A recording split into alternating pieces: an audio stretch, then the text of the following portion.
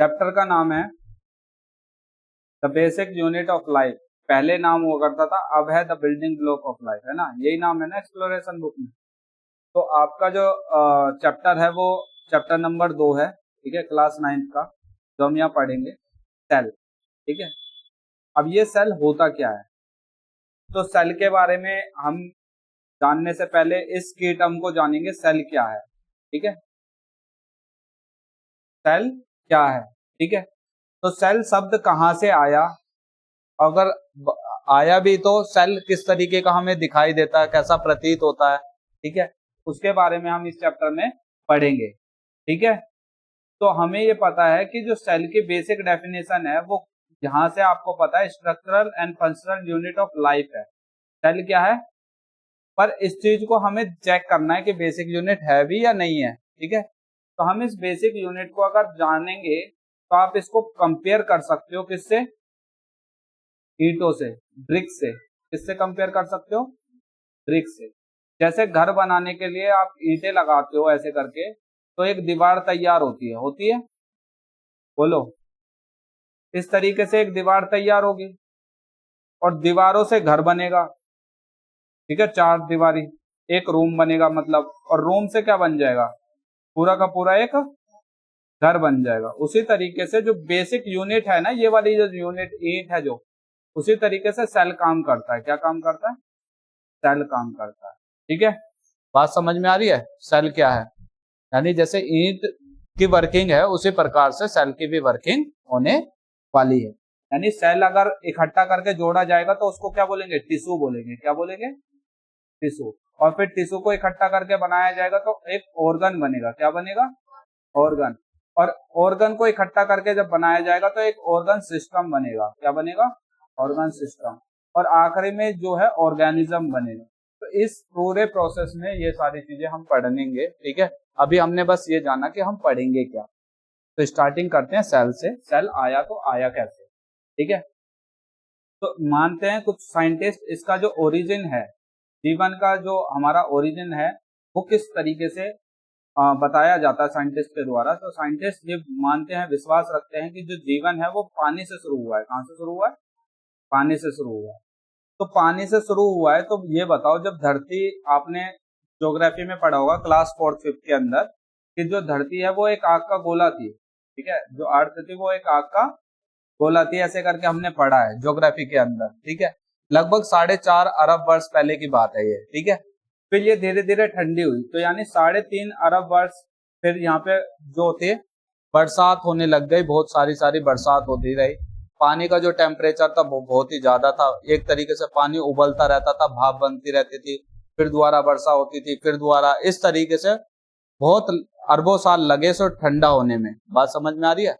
तो इस चीज को लोगों ने, साइंटिस्ट ने ये हिसाब लगाया कि जिस तरीके से हॉट स्प्रिंग होते हैं, हॉट स्प्रिंग समझते हो, गर्म झरने जहाँ पे गर्म पानी होता है, तो ऐसे ही एक एग्जाम्पल लिया है लद्दाख का। कहाँ का लिया है, लद्दाख का। स्टोरी के अंदर यहाँ पे बताया गया तुम्हारी बुक के अंदर, जो कि स्टोरी है पुग्गा वैली की। ठीक है, वैली होता है दर्रा, जहाँ पे इस दर्रा के अंदर यहाँ पे ये वाला पॉन्ड है, जिसको हॉट स्प्रिंग के अंदर यहाँ पे आप देखोगे कि एक बैक्टीरिया पाया जाता है।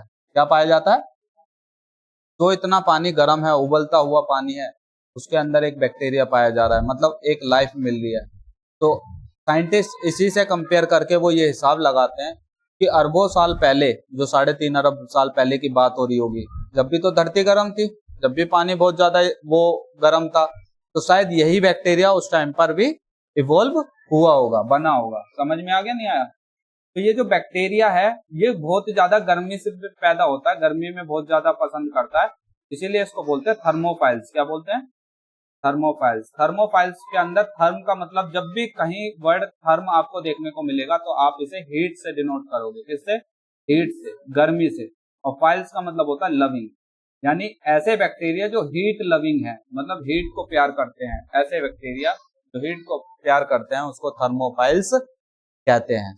ये सारी चीजें देखोगे अर्थ पर, जहां भी गर्मी है, गर्म है, वहां पे ये थर्मोफाइल्स बैक्टीरिया आपको देखने को मिलते हैं। बात समझ में आ गई, ठीक है। तो जब ये आपका कोन था जिसके अंदर ये बहुत सारा पानी जो बहुत ज्यादा हाई टेम्परेचर पे इवोल्व हो रहा था, बॉइलिंग हो रहा था, तो यहाँ इसके आसपास आपने देखा कि यहाँ पे कैल्शियम कार्बोनेट की परत आपको देखने को मिली। कौन सी? Calcium carbonate. तो कैल्शियम कार्बोनेट सबने देखा हुआ है, जो घर में जो चौक यूज कर जाती है, स्कूलों में यूज करी जाती है, ठीक है, वो चौक कैल्शियम कार्बोनेट की ही होती है। तो उस परत को यहाँ पे देखा गया। तो जब परत बनी तो यहाँ जो लिविंग ऑर्गेनिज्म है इसको ये क्या कर रहा है? प्रोटेक्ट कर रहा है। क्या कर रहा है? प्रोटेक्ट कर रहा है, बचा रहा है, ठीक है। इसीलिए यहां से कंसेप्ट निकल के आया प्रोटेक्टिव मेम्ब्रेन्स का। किसका? प्रोटेक्टिव मेम्ब्रेन्स का।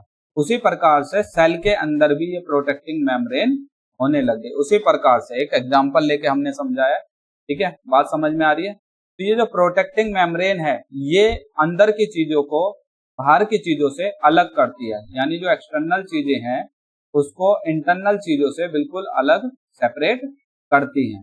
साथ के साथ यहाँ आप पढ़ोगे SPM, सेमी परमेबल मेम्ब्रेन, ठीक है, जो आपको किसी चीज को अंदर आने या अंदर वाली चीज को बाहर जाने की अनुमति देता है, उसको सेमी परमेबल मेम्ब्रेन कहते हैं या प्लाज्मा मेम्ब्रेन कहते हैं। वो अभी हम पढ़ेंगे आने वाले टॉपिक में। अभी हमें ये बस ये जानना है कि जो सेल है और सेल के चारों ओर ये जो लेयर है ये मेम्ब्रेन है, जो एक प्रोटेक्टिव मेम्ब्रेन कहलाती है। प्रोटेक्ट करती है। क्या करती है? प्रोटेक्ट करती है। जितने भी लिविंग थिंग्स हैं वो सभी किसके बने हुए हैं? सेल्स के बने हुए हैं, ठीक है। कुछ होते हैं यूनिसेलुलर। यूनिसेलुलर का मतलब यहाँ पे भी आप दो शब्दों में तोड़ोगे। यूनि का अर्थ होता है एक, ठीक है, यूनि का मतलब क्या है? एक। और सेल तो आपको पता ही है, सेल की बात हो रही है, यानी एक सेल वाला ऑर्गेनिज्म जो भी होगा उसे यूनिसेलुलर ऑर्गेनिज्म कहेंगे, ठीक है, जिसमें बैक्टीरिया, यीस्ट ये एग्जाम्पल हैं। क्या है ये? एग्जाम्पल। आपको याद रखना, आपसे पूछा जाएगा यूनिसेलुलर ऑर्गेनिज्म का एग्जाम्पल दो, तो आप बोलोगे बैक्टीरिया होता है, यीस्ट होता है, ठीक है, और भी होते हैं, फिलहाल जो आपको यहाँ पे दिखाई दे रहा है वो आपको मैं बता रहा हूँ, ठीक है।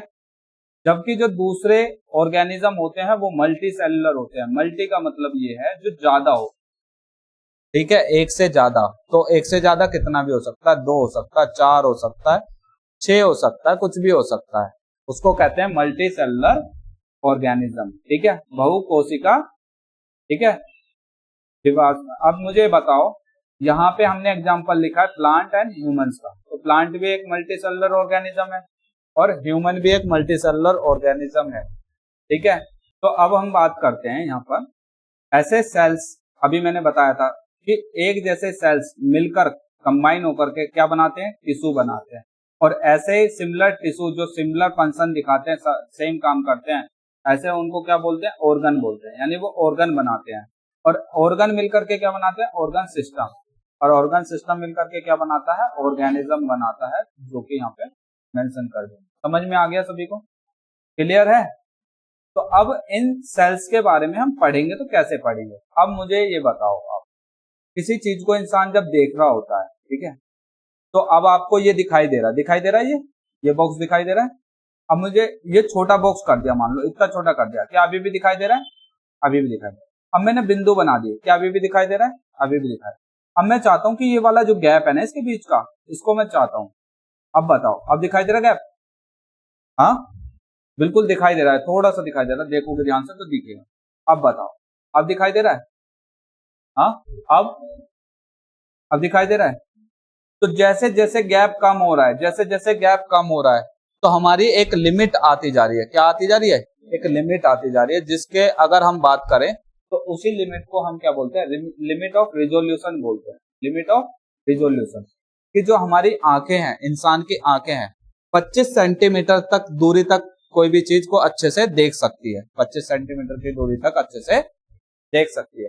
जैसे जैसे आप करीब लाओगे तो आपको धुंधला नजर आने लग जाएगा। क्या नजर आने लग जाएगा? धुंधला नजर आने लग जाएगा, ठीक है। उसी को मैंने एक एग्जांपल लिया बिंदु के बनाकर। तो बिंदु के बीच में आपको गैप दिखाई दे रहा है, यहाँ वाले में दिखाई दे रहा है, यहाँ वाले में भी दिखाई दे रहा है थोड़ा सा, यहाँ वाले में नहीं दिखाई दे रहा, और यहाँ वाले में बिल्कुल भी नहीं दिखाई दे रहा। एक पॉइंट ऐसा आएगा जब पॉइंट के ऊपर पॉइंट हो जाएगा। तो जैसे 0.1 mm तक मान लो अगर हमें दिखाई दे रहा है आंखों, इंसान की आंखों के द्वारा, तो इसको क्या बोला जाएगा? लिमिट ऑफ रिजोल्यूशन बोला जाएगा। समझ में आ गया? आपने देखा होगा स्केल के अंदर, मैथमेटिक्स के अकॉर्डिंग बता रहा हूं मैं, यहाँ पे 0, यहाँ पे 1 सेंटीमीटर, यहाँ पे 2 सेंटीमीटर, इस तरीके से होता है। और फिर इसके अंदर 10 हिस्से बने होते हैं, देखते हो ध्यान से। तो ये जो 10 हिस्से बने होते हैं, ये वाला होता है 1 mm। क्या होता है? 1 mm। अब मुझे 0.1 mm पे जाना है, तो 0.1 mm का मतलब क्या है? ये भी 10वां हिस्सा है मैथ के अकॉर्डिंग, ठीक है। तो ये भी 10 हिस्सा है, तो इसके अंदर भी, अगर मैं इसके अंदर भी बनाऊं छोटे छोटे 10 पार्ट, समझ रहे हो, यहाँ पे इस जगह, तब जा करके आपको 0.1 mm मिलेगा। सोचो इतना छोटा आपको 0.1 mm है। बात समझ में आ रही है? जब 0.1 mm इतना छोटा है, तो जो बैक्टीरिया है ना, वो तो माइक्रोमीटर के होते हैं। किसके होते हैं?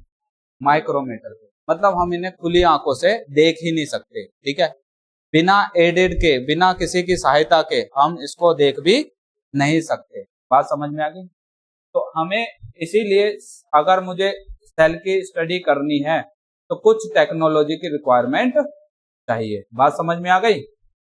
तो हम जो है इसको देख भी नहीं सकते हैं, ये हमारी लिमिट से बाहर है, लिमिट से परे है।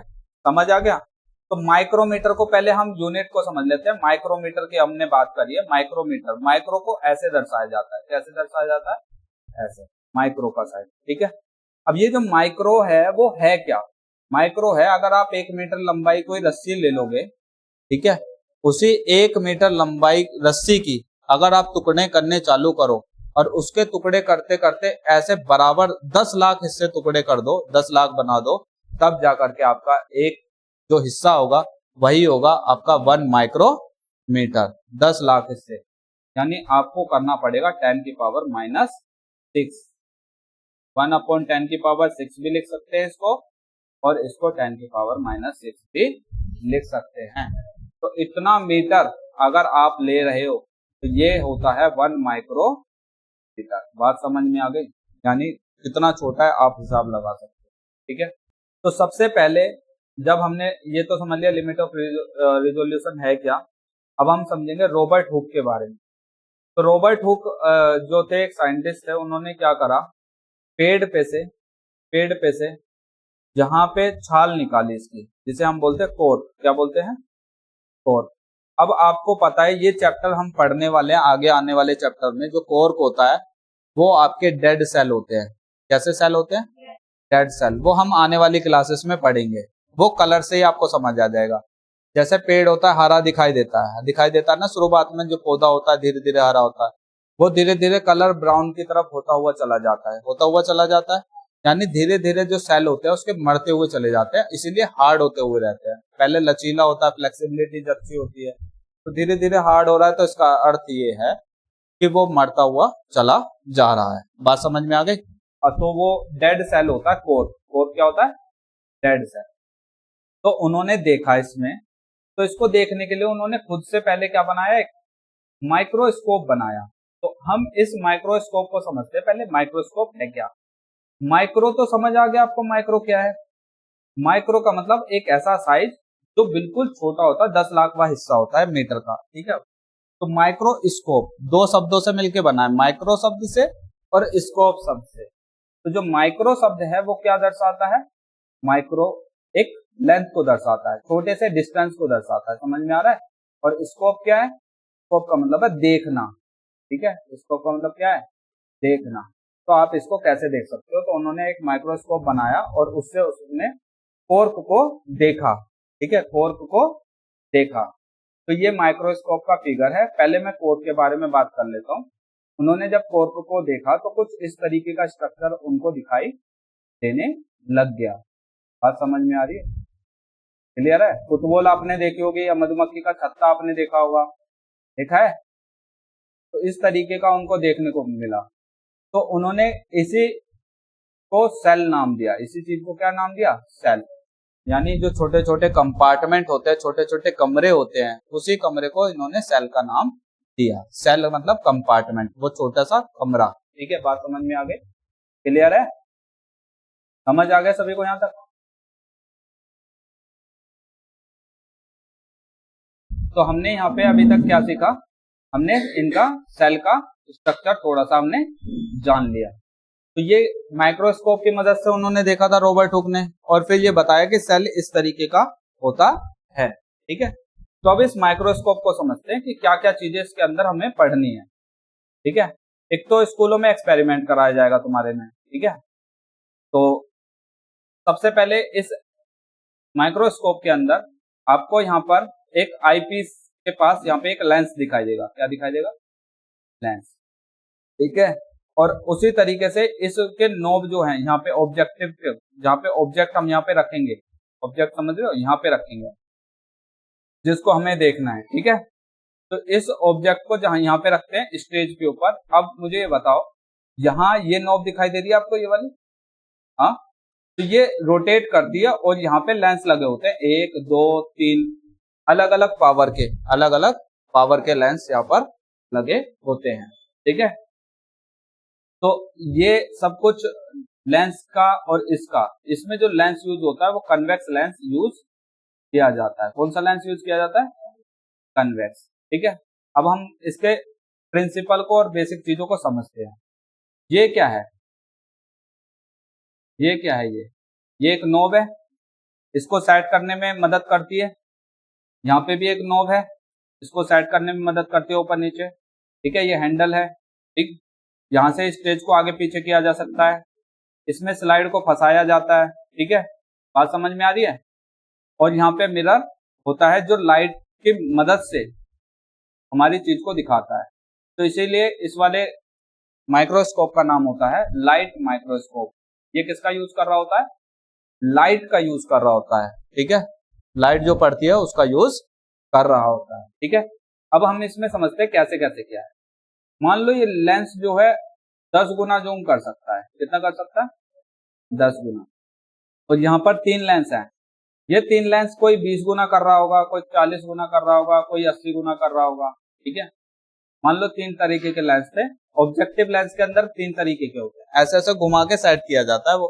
ठीक है, और कभी देखना तो उसमें जो है ना 3 तरीके के हमने लेंस मान लिए, एक 20 गुना करने वाला, एक 40 गुना और एक 80 गुना करने वाला। और आई पीस पे जो लेंस है जहां से हम देख रहे होंगे उस चीज को, तो वहां है 10 गुना करने। अब ये 10 गुना है क्या चीज? 10 गुना का मतलब ये है, जैसे आपका ये पॉइंट है ना, अब मैं इसे जूम कर दूं, इसे जूम कर दूं तो कितने गुना बढ़ गया? ये बड़ा दिख रहा है, बड़ा दिख रहा है। उसी तरीके से यहाँ पे जो है गुना का अर्थ होता है किसी चीज को कितना जूम कर सकते हैं। बात समझ में आ गई? अभी मैंने 150% किया है, 150% का मतलब है 1.5। तो मान लो एक ऑब्जेक्ट है यहाँ पे, बहुत छोटा सा सेल के लिए हम देखना चाहते हैं, तो मान लो वो कितना है? 200 माइक्रोमीटर का है। कितने का है? 200 माइक्रोमीटर। 200 माइक्रोमीटर का है। तो मुझे ये बताओ, जैसे मैंने इसके अंदर रखा, ठीक है, और ये 10 गुना करा, तो ये 200 माइक्रोमीटर गुना 10 हो जाएगा। माइक्रो का मतलब है मुझे 10 की पावर -6 लिखना पड़ेगा, 10 से गुना हो जाएगी ये। अब इतना बड़ा दिख रहा होगा, और इसके साथ यहाँ पे ऑब्जेक्टिव लेंस लगेगा ही लगेगा। तो अगर मैं 20 वाला लगाऊंगा तो 20 से गुना हो जाएगा, यहाँ पे हो जाएगा नहीं हो जाएगा? बात समझ में आ रही है? तो ये क्या करता है? ये उस चीज को कितना जूम कर रहा है। ठीक है, तो जूम करने का मतलब ये है, जैसे आपने मैग्नीफाइंग ग्लास यूज किया होगा, इस तरीके का एक ग्लास आता है, आपने देखा होगा ऐसे करके। ठीक है, यूज किया है उस तरीके को, उसको होता है ना इस तरीके का एक ग्लास, हाँ, जिसमें हम किसी चीज को अक्षर को देखते हैं तो बड़ा बड़ा दिखाई देता है ना। तो इसी चीज को इसी प्रोसेस को क्या बोलते हैं? हम मैग्निफिकेशन बोलते हैं। क्या बोलते हैं? मैग्निफिकेशन। ठीक है, मैग्निफिकेशन क्या करता है? आवर्धन करता है। आवर्धन का मतलब है किसी के साइज को बढ़ाता है, किसी के साइज को बढ़ाता है। ठीक है, मैग्निफिकेशन। अब यहाँ कितने गुना बढ़ा दिया हमने, बताना इसकी कैलकुलेशन। 200 गुना। कितना? अगर मैं यहाँ पे ऑब्जेक्टिव लेंस वाले में 40 वाला यूज कर लेता तो कितने गुना बढ़ता, बता पाओगे? यहाँ से तो आप देख रहे हो तो फिक्स है 10 गुना, और 40 वाला ये यूज कर लिया तो कितना गुना हो जाएगा? 400 गुना। तो हम इस तरीके से इसको यूज करते हैं।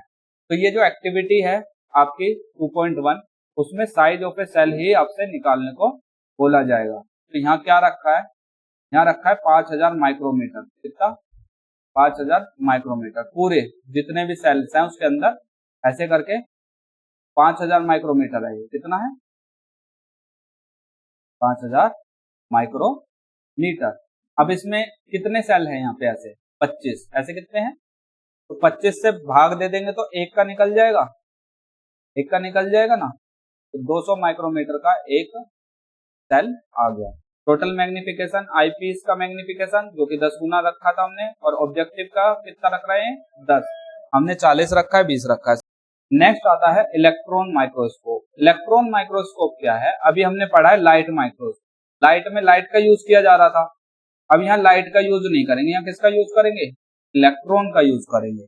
इलेक्ट्रॉन का साइज होता है बहुत ज्यादा छोटा, तो इलेक्ट्रॉन का जब यूज करते हैं ना, तो हम किसी भी माइक्रोमीटर से भी लेवल जिसका छोटा है उससे लेवल तक हम उसको देख सकते हैं, यानी नैनोमीटर तक हम उसको देख सकते हैं। नैनोमीटर क्या होता है?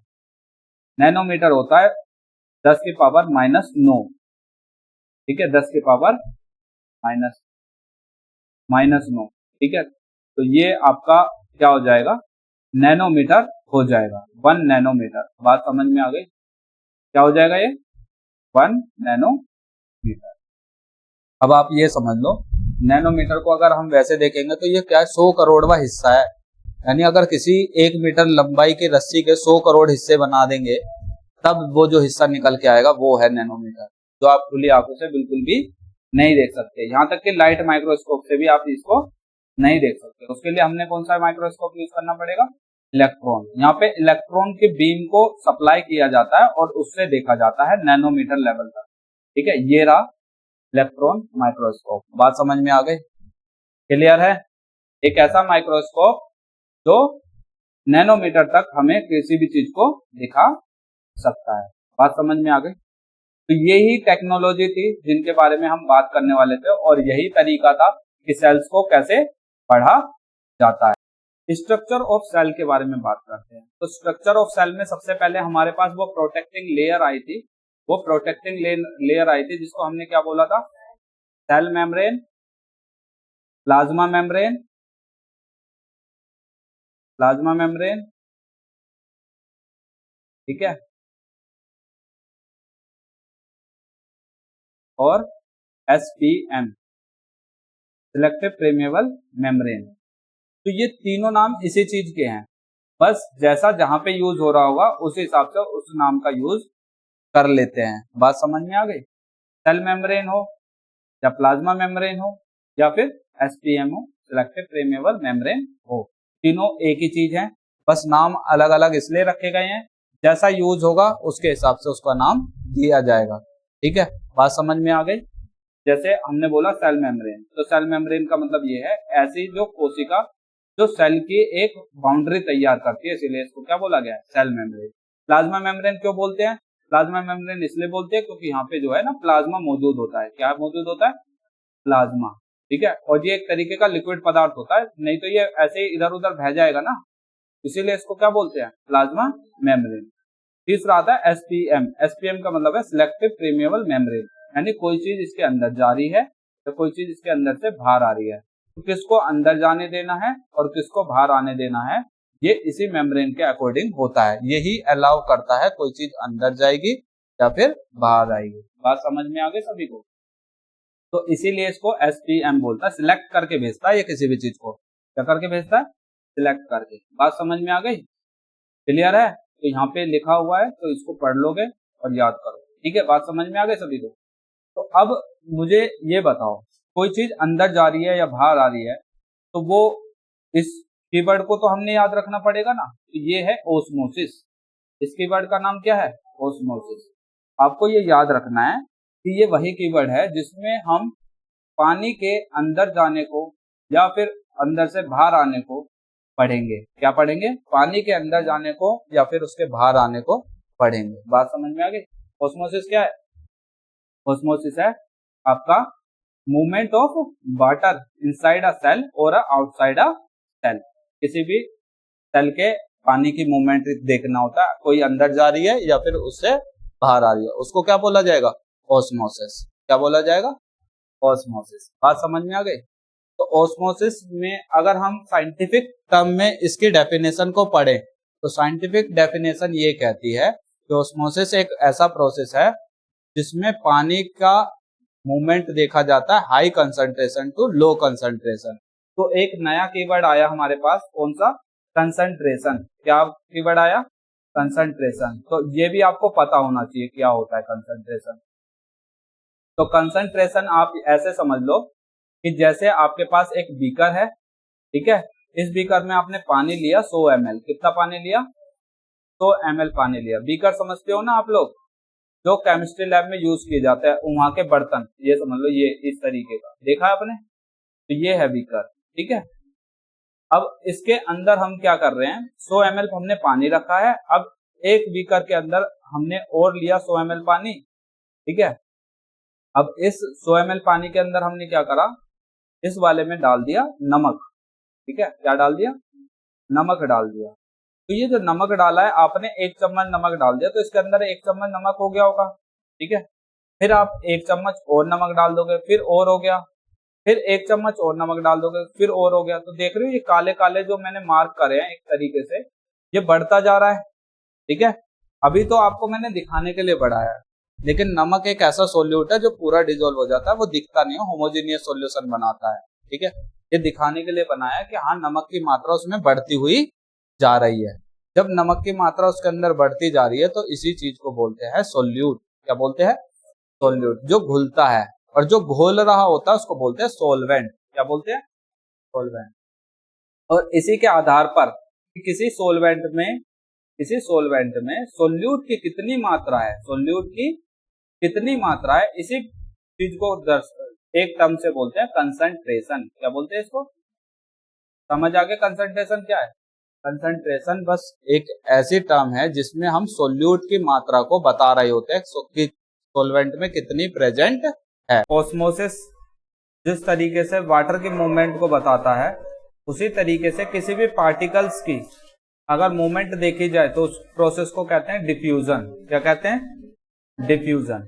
यानी किसी भी सेल के अंदर, ठीक है, यहाँ पे अगर हमारे सेल मेम्ब्रेन नहीं है, यहाँ पे कोई भी पार्टिकल आ रहा है या फिर जा रहा है, तो इस प्रोसेस को यहाँ पर डिफ्यूजन के नाम से जाना जाएगा, ठीक है। नेक्स्ट, अब हम जो इसमें देखेंगे कि एक एक्सपेरिमेंट है, ठीक है। इस एक्सपेरिमेंट के अंदर क्या है, 2 बीकर लिए गए हैं जिसका नाम बीकर ए एंड बी रखा गया है। इसमें पानी रखा गया प्लेन वाटर। कैसा रखा गया है? Plain water. और एक में रखा गया है नमक वाला या चीनी वाला पानी। तो यहाँ लिखा होगा कौन से बीकर बी में सोल्ट एंड शुगर सॉल्यूशन, कुछ भी हो सकता है, या तो आप नमक मिला के रखोगे या फिर आप शुगर मिला करके रखोगे। बात समझ में आ गई? बोलो। तो जब इसको रख के छोड़ दिया जाएगा रात भर, तो आप देखोगे कि ये वाला जो आलू है वो फूल के ऐसे था पहले और ऐसा हो गया। बात समझ में आ रही है? और ये वाला सिकुड़ के ऐसा हो गया, यानी इसका साइज तो आपको बढ़ा हुआ दिखेगा और इसका साइज आपको कम होता हुआ दिखाई देगा। कारण क्या है? कारण ये है, इसके अंदर जो है ना पानी की मात्रा जितनी भी थी वो अब और ज्यादा बढ़ गई है। क्या हो गया है? बढ़ गई, यानी इसके अंदर पानी चला गया। इसके अंदर क्या चला गया है? पानी, ठीक है। बात समझ में आ गई? और इस वाले में से क्या हुआ, पानी की मात्रा इसमें से निकल गई है, कम हो गया है, ठीक है। तो आप सॉल्यूशन भी पढ़ोगे। आप क्या पढ़ोगे? सॉल्यूशन। सॉल्यूशन के टाइप पुरानी किताब में होते थे, इस वाली किताब में भी चेक करना पड़ेगा दे रखा है कि नहीं दे रखा है, ठीक है। अभी फिलहाल हम इसको स्किप करते हैं। हाइपरटोनिक सॉल्यूशन, ठीक है, ये सारी चीजें पहले चेक कर लेंगे, क्योंकि यहाँ जो नोट्स बने उसके अंदर कोई भी सॉल्यूशन के बारे में यहाँ पे हमने मेंशन अभी नहीं किया है। तो अब हमें ये बात तो समझ आ गई ना, इसके अंदर अगर अंदर चला जाएगा पानी तो ये फूल जाएगा। क्या हो जाएगा? फूल जाएगा, स्वेल हो जाएगा, स्वेल। और ये अगर इसके अंदर घुस जाएगा पानी तो क्या हो जाएगा? ठीक है, इसके अंदर घुसेगा तो स्वेल होगा और बाहर निकल जाएगा तो श्रिंक होगा, ठीक है। बात समझ में आई? इसके अंदर से अगर पानी अंदर चला जाएगा तो ये स्वेल होगा और यहाँ से श्रिंक हो जाएगा। श्रिंक का मतलब सिकुड़ जाएगा। जैसे आप घर में रात को किशमिश इसमें पानी में अंदर डाल के रख देते हो तो किशमिश मोटी हो जाती है ना, आराम से पानी भर जाता है, उसको आराम से च्यूएबल हो जाती है, ठीक है। तो ये जो है वो किस वजह से हो रही है? क्योंकि वो स्वेल हो जाती है। ठीक है। तो यहाँ आपका इस एक्टिविटी के अंदर आपको यही बताया था कि पानी अगर अंदर चला जाएगा तो उसका वजन बढ़ जाएगा, गेन हो जाएगा और वो स्वेल हो जाएगा यानी फूल जाएगा, और ये श्रैंक हो जाएगा, इसका थोड़ा सा वजन कम हो जाएगा क्योंकि पानी उसमें से बाहर आ चुका है। नेक्स्ट है फ्लूइड मोसेक मॉडल। ये फ्लूइड मोसेक मॉडल है क्या? ठीक है, तो अगर हम किसी भी वाटर के पार्टिकल्स या किसी भी चीज को पार्टिकल्स को देखते हैं तो पार्टिकल्स के अंदर आप देखोगे एक पार्टिकल्स का स्ट्रक्चर कुछ इस तरीके से बना दिया, ये टेल है और ये इसका हेड है। क्या है इसका? हेड। ठीक है, तो इसको कौन सा बोलते हैं? हाइड्रोफिलिक या हाइड्रोफोबिक। ठीक है, दो तरीके के होते हैं, हाइड्रोफिलिक एंड हाइड्रोफोबिक।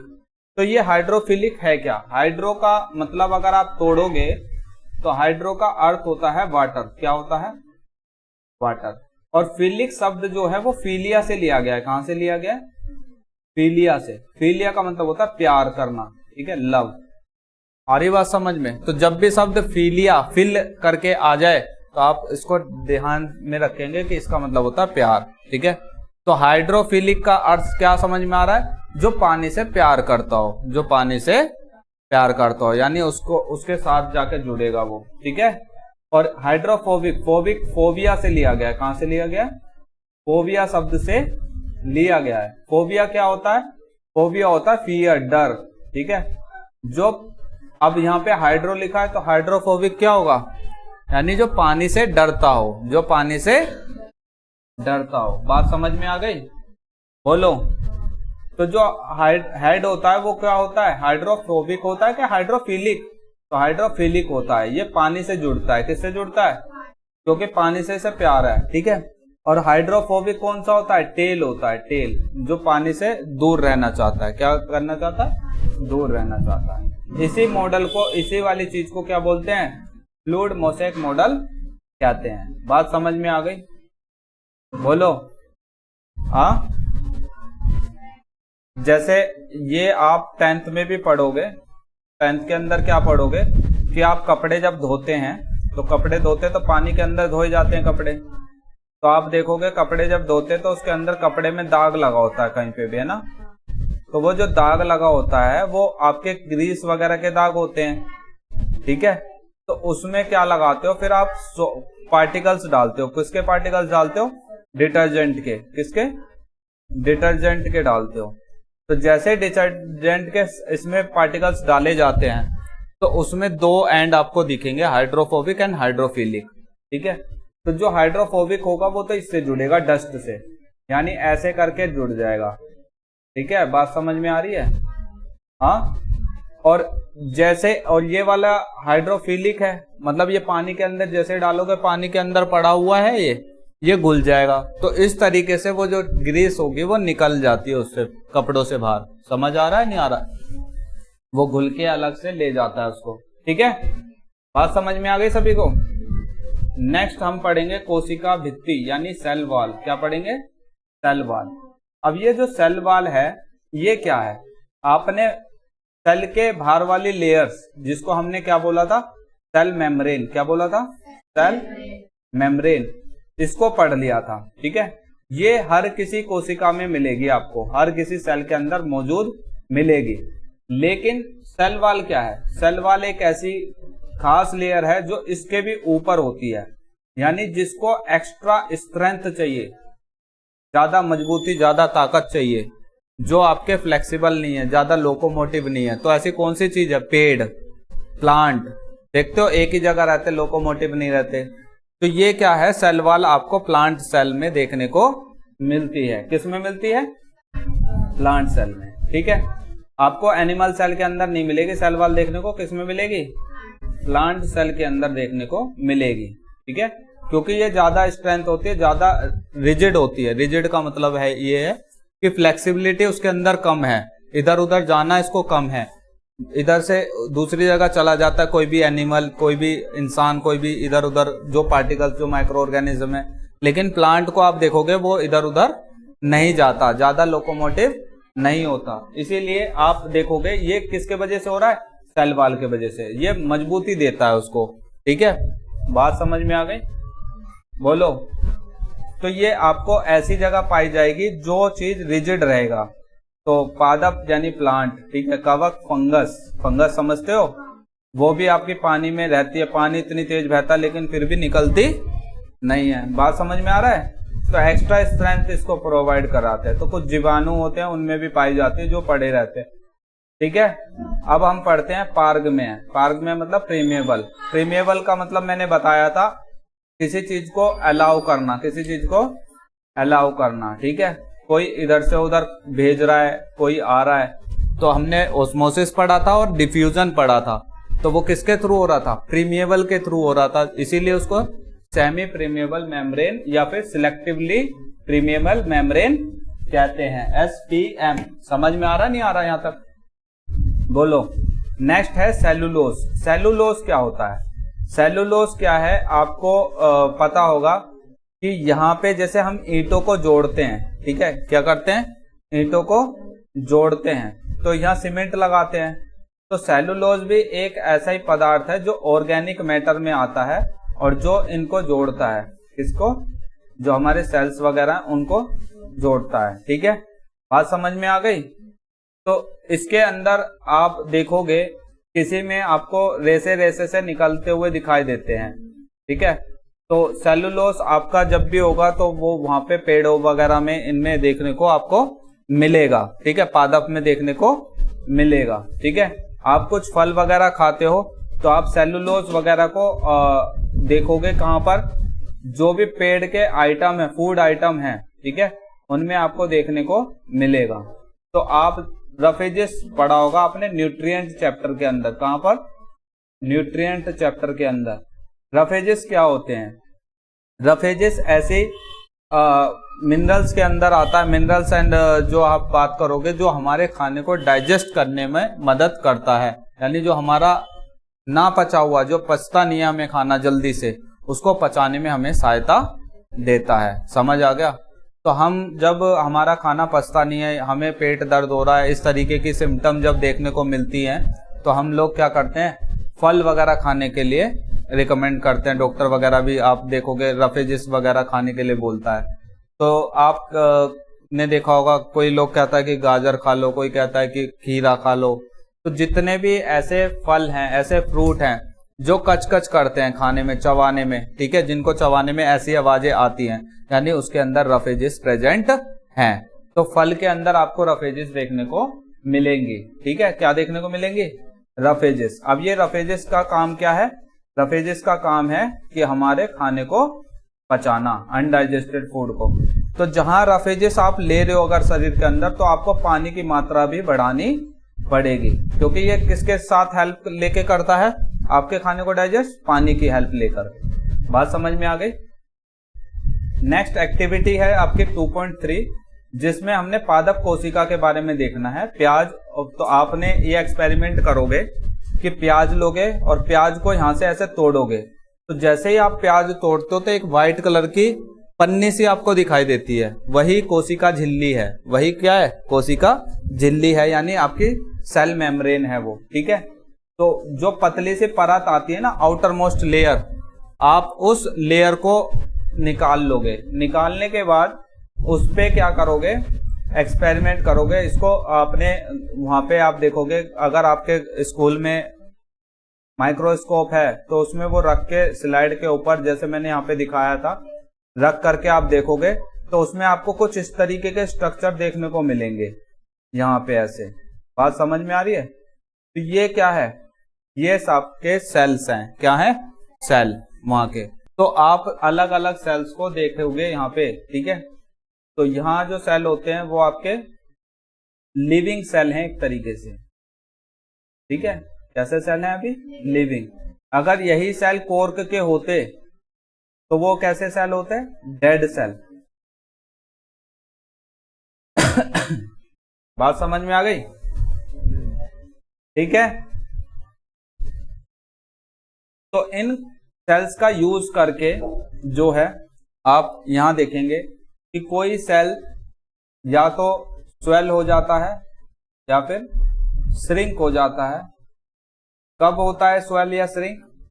जब इनको किसी सॉल्यूशन के अंदर डालते हैं, ठीक है। तो आप सॉल्यूशन के अंदर जब डालते हो तो ये जो सॉल्यूशन के अंदर हमने पढ़ा, तो ये 3 तरीके के सॉल्यूशन बांटे जाते हैं, ठीक है। अब मैं बता दे रहा हूं साथ के साथ, क्योंकि यहाँ पे थोड़ा सा कंसेप्ट है तो थोड़ा बता देता हूं, ठीक है। 3 तरीके के सॉल्यूशन होते हैं। एक होता है हाइपरटोनिक। क्या होता है? हाइपरटोनिक, ठीक है।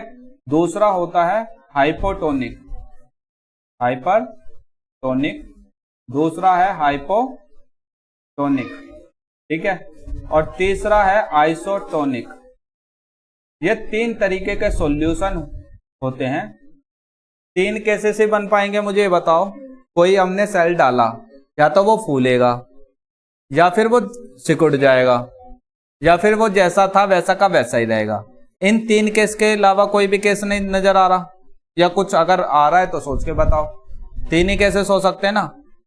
किसी चीज को अगर आप सेल्स को डाल रहे हो किसी सॉल्यूशन में, ये 3 केस बनते हैं, वैलिड 3 ही केस हैं। तो इन 3 केस के अंदर हमारे तीनों नाम आ गए, हाइपरटोनिक, हाइपोटोनिक एंड आइसोटोनिक। अब इन तीनों टर्म के अंदर ये जो की टर्म आए हैं नई नई, इन की टर्म का मतलब आपको पता होना चाहिए। जैसे अगर हम बात कर रहे हैं हाइपर, तो हाइपर दर्शाता है मोर को। हाइपो किसको दर्शाएगा? हाइपो लेस को। किसको? लेस को। और आइसो किसको दर्शाएगा? सेम को। तो ये तीनों कीवर्ड जो है हमें दर्शा रहे हैं। तो हाइपरटोनिक। अब टोनिक का मतलब क्या है? टोनिक का मतलब है, बात हो रही है कंसंट्रेशन से, ठीक है। तो जिसका ज्यादा कंसंट्रेशन है वो हाइपरटोनिक है, ठीक है। जिसका लेस कंसंट्रेशन है, कम कंसंट्रेशन है, तो वो हो गया हाइपोटोनिक, ठीक है। और एक हो गया आइसो। आइसो का मतलब सेम कंसंट्रेशन। तो तीनों समझ आ गए ना कीवर्ड। एक कीवर्ड से अगर हमें ये चीजें पता है तो हम इसको बता सकते हैं। हाइपर का एक मीनिंग और होता है। हाइपर का मतलब होता है ऑन टू, या फिर बाहर, एग्जिट। आप एग्जिट लिख लो आपकी भाषा में जो आपको पता है। एग्जिट का मतलब क्या होता है? बाहर जाना। हाइपो का मतलब क्या होगा? इनटू। इनटू का मतलब अंदर, एंटर, ठीक है। बात समझ में आ रही है? क्लियर?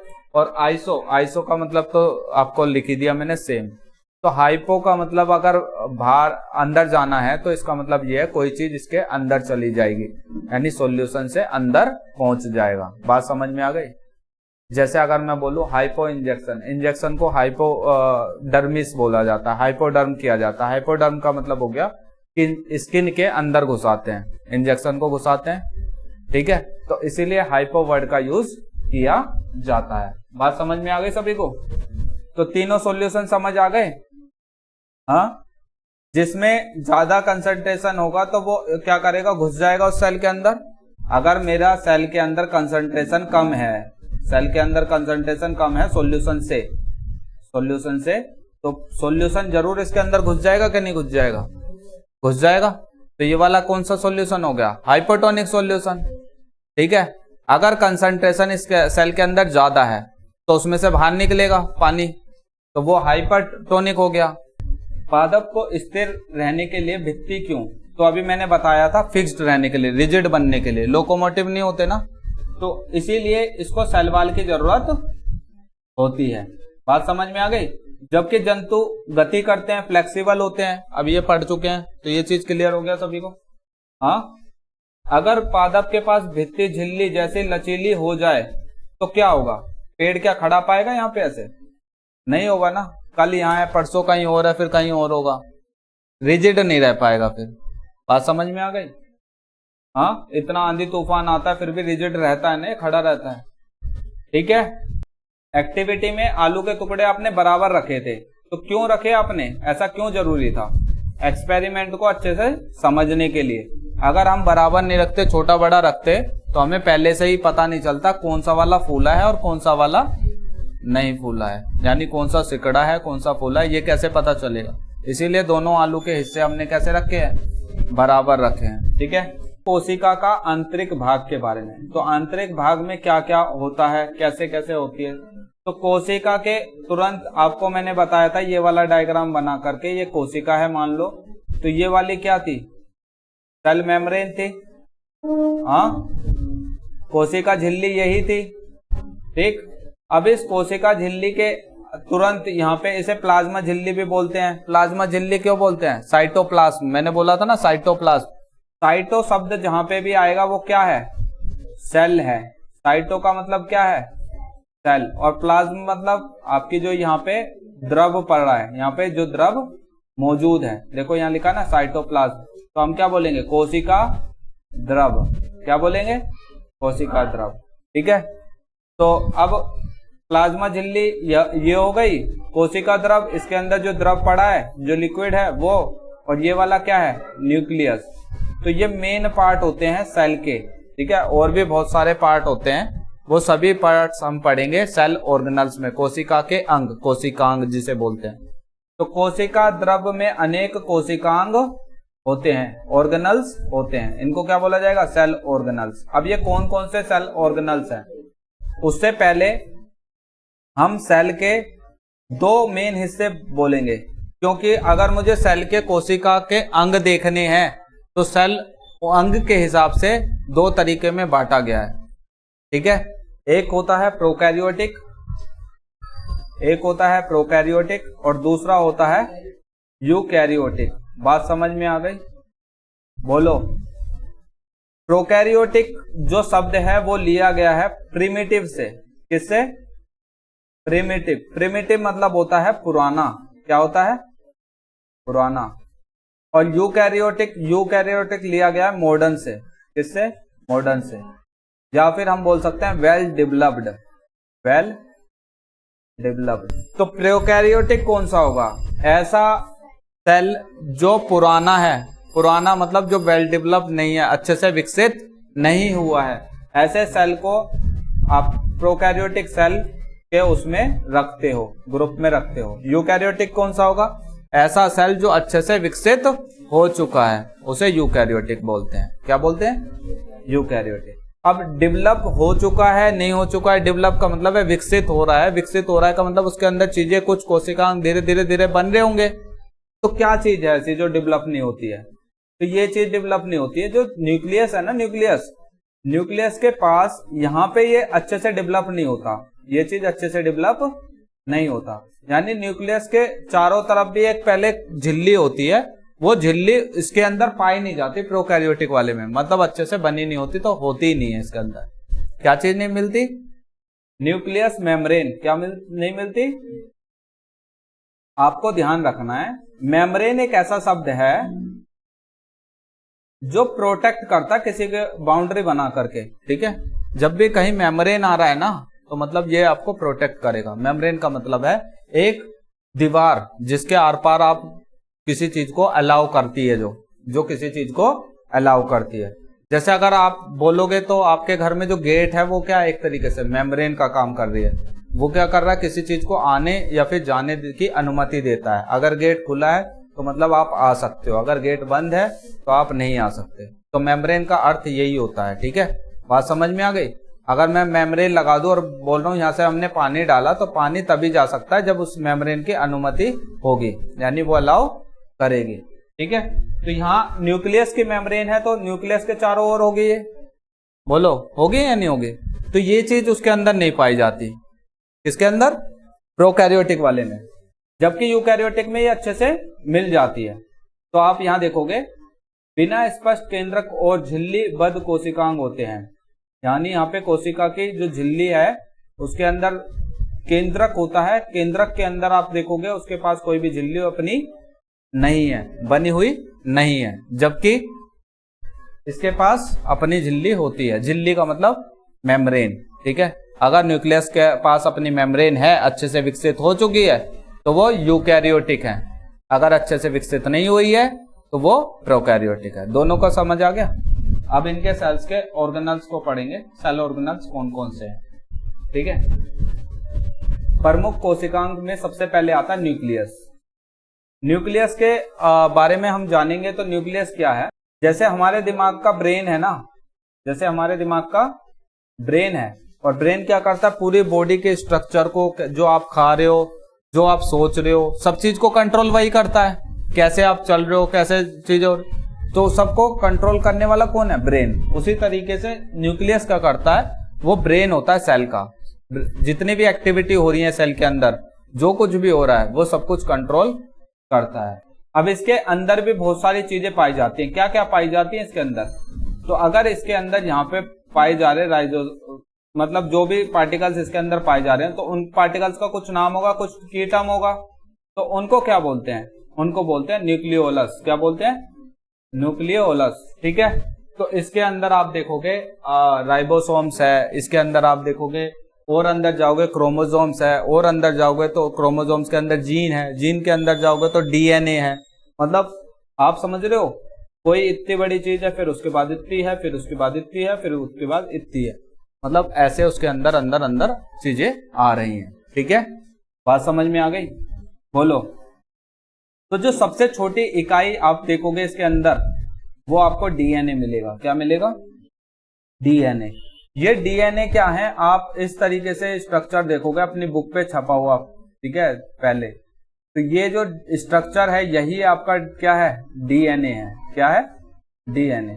इसे डबल हेलिकल स्ट्रक्चर बोलते हैं। कैसा बोलते हैं? Double helical structure. हेलिकल का मतलब ये है, जब जैसे आपने वो देखा है, एक समान दोनों तरफ रहता है। जैसे स्प्रिंग है, स्प्रिंग में आप देखोगे दोनों तरफ समान रहता है। ठीक है, आ रही बात समझ में? तो आप इधर से खींच लो या उधर से खींच लो, खींचेगी दोनों तरफ से एक साथ। ऐसे खींचोगे, एक तरफ से पड़ा है तो दोनों तरफ से बराबर खींचेगी। ठीक है, यानी टेंशन अगर आप दे रहे हो तो सेम रहेगा।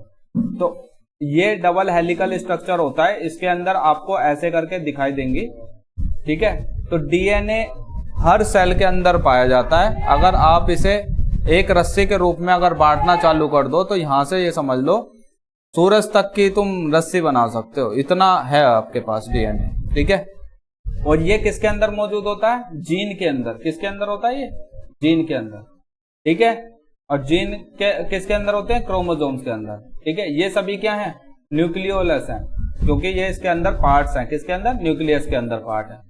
तो जब सब कुछ कंट्रोल ये कर रहा है, सारा बॉडी स्ट्रक्चर ये डिफाइन कर रहा है कि कैसे वो चलेगा, क्या करेगा, सारी एक्टिविटी ये डिफाइन कर रहा है, तो मुझे ये बताओ, सारी आइडेंटिटी इन्हीं से बनेगी?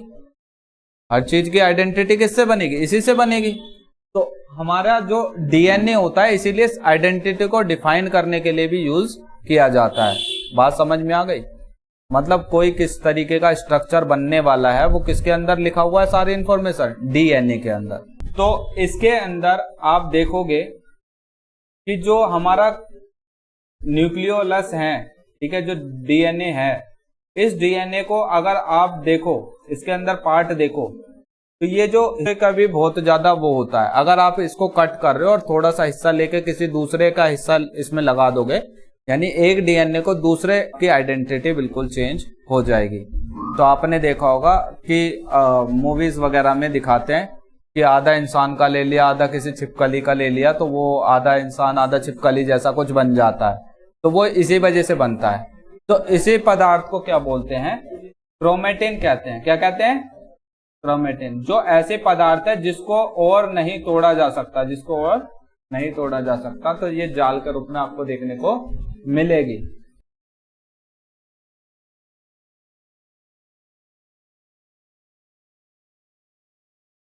Threads of curiosity.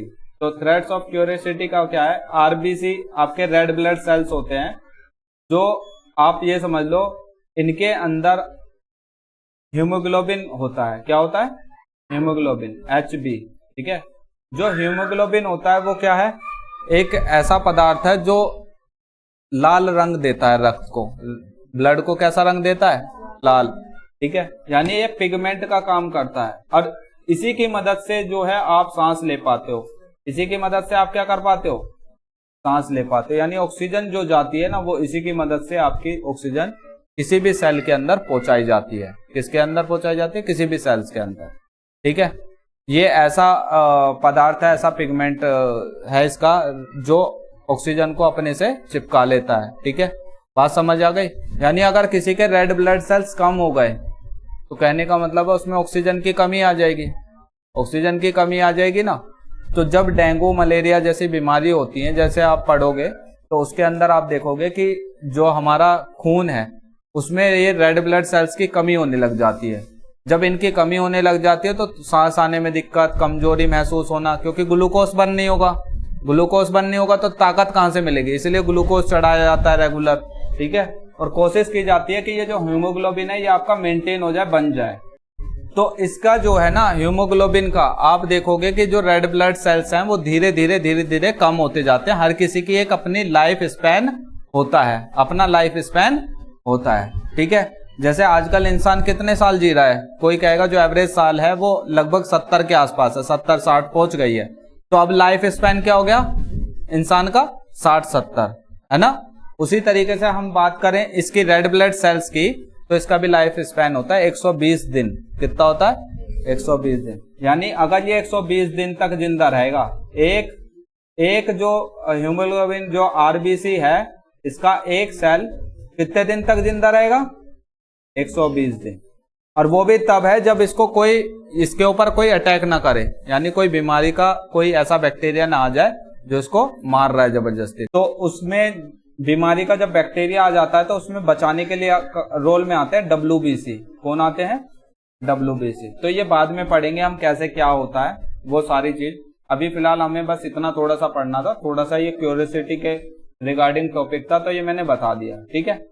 राइबोसोम्स क्या होता है, राइबोसोम्स आप देखोगे कि जो हम प्रोटीन लेते हैं, जो प्रोटीन किस लिए आपने पढ़ा होगा, प्रोटीन जो होता है वो एक ऐसा न्यूट्रिएंट है जिससे हमारा जो शरीर है वो ग्रो कर पाता है, ग्रोथ करने के लिए। और जो हमारे शरीर में इधर उधर कुछ सेल्स डैमेज हो जाते हैं, खत्म हो जाते हैं, तो उनको रिपेयर करने के लिए, नए सेल्स को बनाने के लिए, और जो पुराने सेल्स को रिपेयर करना है उसको रिपेयर करने के लिए मदद करता है प्रोटीन।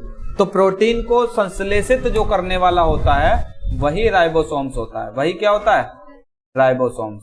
तो ये राइबोसोम्स आपको देखने को कहाँ मिलेंगे, ये एंडोप्लाज्मिक रेटिकुलम पे मिलेंगे।